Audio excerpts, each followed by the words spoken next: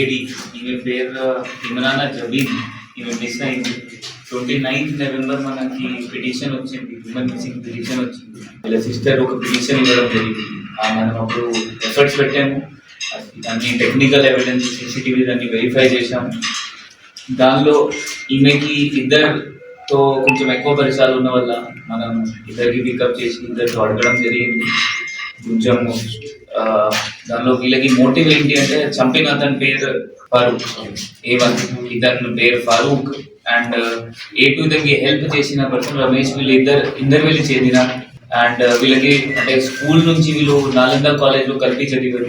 వీళ్ళ ఇద్దరు కొంచెం ఫ్రెండ్స్ ఉన్నారు, A1 అండ్ ఈ డిసీజ్డ్ మిస్సింగ్ అయిన ఆమె ఇమ్రానా జబీన్. దాని తర్వాత ఈమె ఇతనికి కొంచెం డబ్బు ఇచ్చింది, 8.5 lakhs అండ్ 8.5 గోల్డ్ కూడా ఇవ్వడం జరిగింది. యాజ్ అతనికి అవసరం ఉంటే అతను దానికి ఇచ్చారు ఈమె.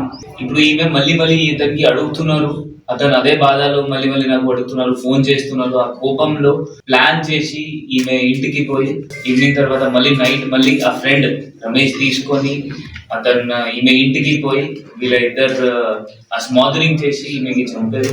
దాని తర్వాత చంపిన తర్వాత ఆ కిన్వర్డ్ సైడ్ ఆ నైట్ 1 వరకు వెయిట్ చేశారు.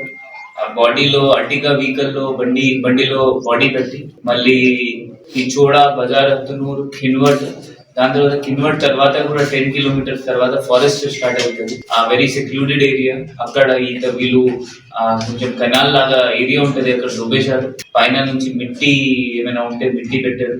ఇప్పుడు ఇతనికి మనం నిన్న మళ్ళీ కొంచెం అంటే అది మన టెక్నికల్ ఎవిడెన్సెస్ ఇంకా కలెక్ట్ చేసిన వల్ల కొంచెం అనుమానం పెరిగింది. నిన్న ఇతనికి తిరుమల పెట్రోల్ పంప్ దగ్గర మనం పట్టుకున్న తర్వాత ఇతను మొత్తం రివీల్ చేశారు.